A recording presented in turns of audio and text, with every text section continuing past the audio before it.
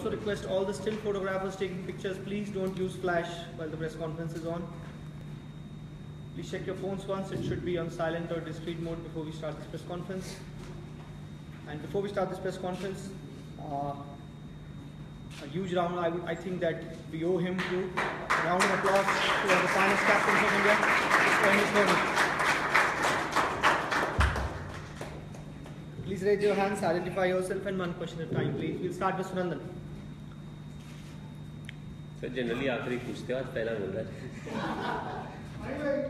लोग तिरुपति आके अपने बाल अर्पण कर देते हैं, तो आपने 2007 में कैप्टनशिप देने के बाद एक बाल जैसे अर्पण कर दिया है, तो क्या ये कैप्टनशिप छोड़ने के बाद फिर से पुराना माही हमें देखने को मिलेगा, ना कि सिर्फ बाल के बारे में बल्कि as a cricketer?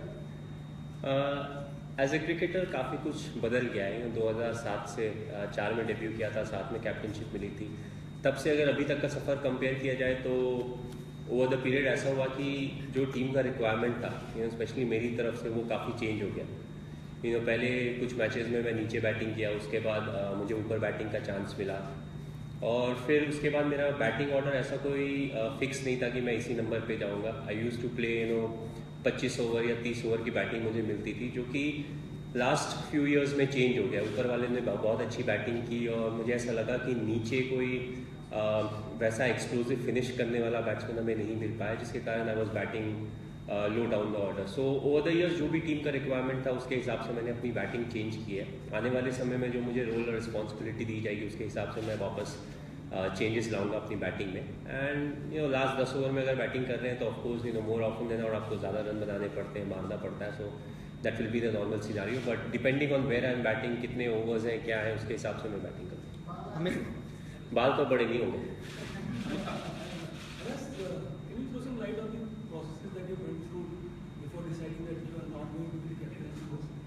You have been the captain for 10 years.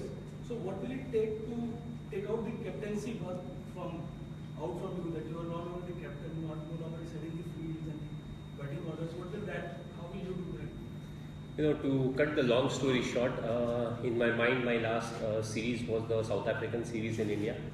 After that, it's pretty easy to judge why I went to Zimbabwe and all of that. And because of all that, finally, I told BCCI officially that I won't be captaining anymore. I'm somebody who believes in our scenario, split captaincy is something that doesn't really work, and it's not something that I had a view upon right now. It was something I always believed in, that with the Indian team, one captainship, one player leading the team in all the formats is something that's very crucial. And now that I can't be the test captain, since I've quit test cricket, I don't think my views should change. So it was something that was always in my mind. Virat took over the test captainship and I wanted him to have some time over there and then get into the full captainship role. So he was always ready. Limited over format is not a big challenge, and that's why I finally decided that this is time to move on and give Virat the full captainship. And एक और कुछ सवाल? As far as you have been captain for 10 years, so this captaincy is now in your the captainship part. I think the wicketkeeper is always a vice captain of the side, irrespective of whether he's the announced vice captain or not. One thing is there that the field setting is usually given to the vice captain or the wicketkeeper. In this scenario, I'll have to keep a close eye as to what the skipper really wants, as to what are his preferential field positions. When I was the captain and the wicketkeeper, I always knew what I wanted, where I could keep the fielder. So I already had this chat with Virat as to how he likes his fielders, where he wants them to be, because that will have to change in the sense, I'll have to be more aware about, okay, these are the like whether he wants the short third fine or he wants it slightly wider, because different people, have different opinions on how they want to use a particular fielder. I was always somebody who liked the if you have a short third or a short fine, I always preferred it closer to me, so that it's slightly more difficult for the batsman. He has to play a shot to get it through the right side of the fielder. So, all of that, I'll have to adapt. But overall, I don't think much changes. I'll be there to give as many suggestions as possible to Virat as and when required. And The field positioning is something, you know, I'll have to keep a close eye. I can't just, you know, freely on my own, oh, you go left, you go right, and I'll have to consult him, tell him, because if it's strategically positioned in a particular place, you know, it can become a bit of a problem, you know, because if I start moving around. But, you know, it's not something that's a big trouble to cope up with. You know, it's just that I'll have to keep a close eye, you know, especially in the first few games, maybe a couple of games where, you know, I can read the field positioning and everything and use it, you know, from their point. What do you think were the high points of your captaincy and any regrets as captain? No, I don't regret anything in life, you know, because what has happened has happened. You know, what doesn't kill you makes you stronger. As far as, you know, the good things are concerned, you know, there are plenty of good things that happen. It's very difficult to pick and say, okay, these were the difficult parts or these were the parts where I really enjoyed it. Overall, it has been a journey for me, you know, the ups and the downs, right from when I started, you know. I went through the good period, I went through the tough period. When I started, there were a lot of senior players in the time, in the side, and, you know, as we progressed, there was a time when the senior players had to leave, and we had to make sure that the transition is smoother. And also what really happens at that point of time is you try to groom the youngsters so that they start to perform very quickly.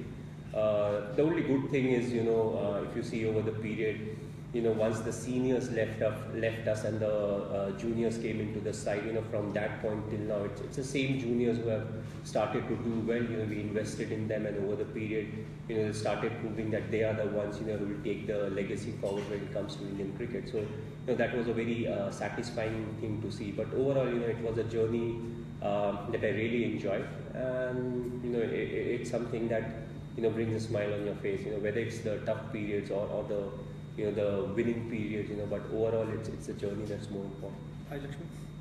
You just spoke of how Virat is ready for limited overs captaincy. Yesterday, Anil sir spoke about the bond that you and Virat share, which helped you grow as a captain.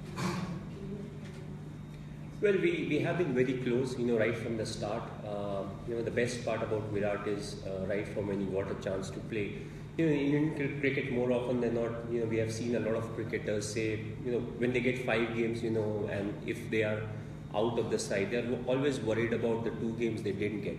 You know, but Virat was always somebody, you know, he wanted to improve whatever chances he got. He wanted to do well in those games, and I think that's the reason why he's so successful right now. You know, he always wanted to contribute more. You know, if he scores a 60 or a 70, he was somebody who wanted to score 100, who wanted to be there at the crease, you know, if India, they are chasing, or if we are setting a big score. So I felt that was the key factor for Virat, and right from the start we have interacted a lot, and, you know, he has improvised his cricket at the same time, his thinking and everything. So I feel, you know, with more responsibility on him, you know, he will keep getting better. And now with, you know, leading the test side for more than a year now and playing a lot of matches, you know, ODI is slightly easy format. You know, okay, you may have to take quick decisions at times, but still compared to the test format, it's an easier format to captain. So, you know, my job will be to assist him wherever it's needed, you know, give him the whatever I have, you know, as my thoughts from behind the stump, you know, reading the batsman as to, you know, how they are batting, what their strengths are, how the bowler is bowling, because that's something that is a real asset of a wicket keeper. You know, he sees the whole game in front of him, you know, the bounce of the wicket, the lines that the bowlers are bowling, whether the batsman is playing good shots or the bowler is bowling bad delivery. So, you know, from my side, it will be, you know, flowing of information and, you know, giving him as much information as possible, you know, information that doesn't really confuse him, you know, keep it very simple. And, you know, ultimately he'll have to pick and choose as to, you know, these are the options that he would want to like. And I feel the kind of relation we have got, you know, what's brilliant is, you know, if I go up with 100 ideas to him, you know, he's comfortable saying no to all of them, because that's what his responsibility is, to pick and choose what he is really convinced about. And I feel that kind of relationship is very important, because I shouldn't feel, okay, you know, if I'm saying something that should happen, and he shouldn't feel as if, you know, whatever is coming from my side, you know, has to be implemented, because he has to take the responsibility of whatever decisions he is making. So the more I can serve to him, the more he can pick and choose, you know, the better it will be for our cricket. Which is a good. Mahendra, Sachin Tendulkar was a player who flourished without captaincy, the bottom of captaincy. So at any point of time in 9-10 years of your captaincy,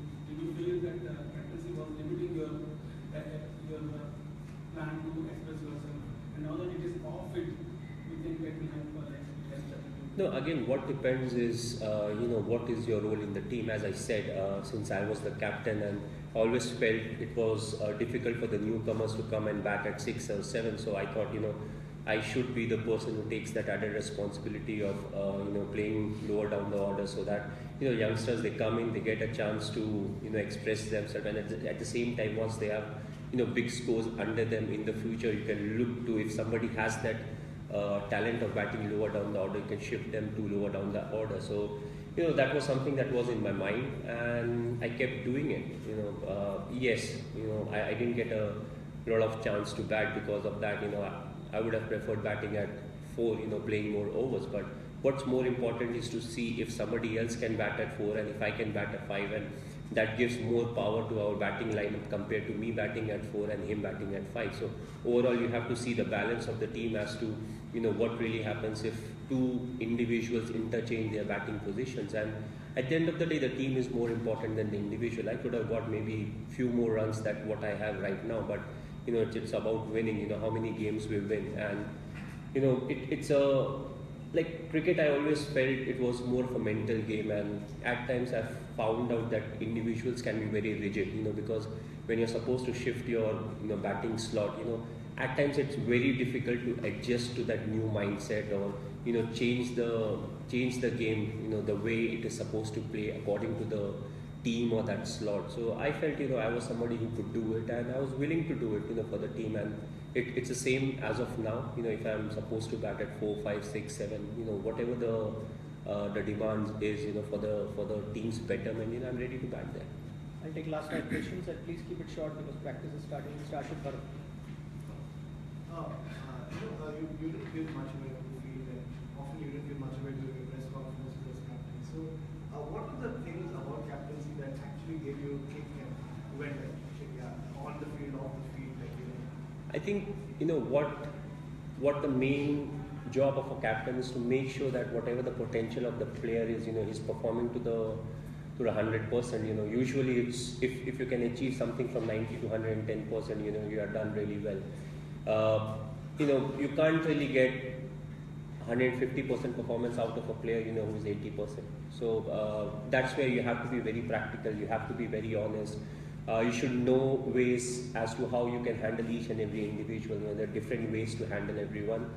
For some it's kind word, for some it's harsh word, for some it may be just expression in your eyes. So you have to figure out what really works the best. And at times it may be the false confidence that you're giving to the guy, because that's what is really needed at that point of time. But you have to be clever enough to evaluate as to this is what is needed at that point of time. And ultimately the leader's job is to get the best out of the team. If the team is there, and if you know the potential of the team, you can definitely make sure that they're performing to the potential. You may face a few problems at times. Let's say if you have 2 or 3 batsmen who are not performing at the same time, it may be a hindrance. But more often than not, you look at the bigger picture of saying, if you're backing someone, once it comes to the ICC events and the big tournaments and the knockout stages, who is that person, who can really win big games for you. But at the end of the day, you can give only a few games to the individual, maybe 2 or 3 or 4 more games, that is provided by the team if they're doing really well. But overall, you can't do much. But still, you need to have that faith, and you want to make sure that everybody is performing to the kind of potential there. Arun. What aspects of the captaincy will you not miss here? Press conferences.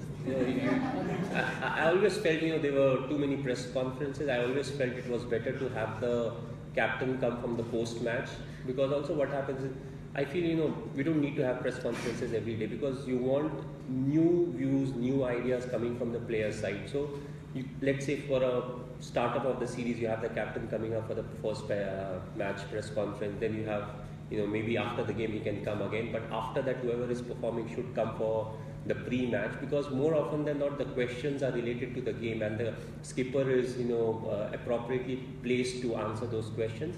And before the game, I don't think the skipper can say a lot before the start of the game.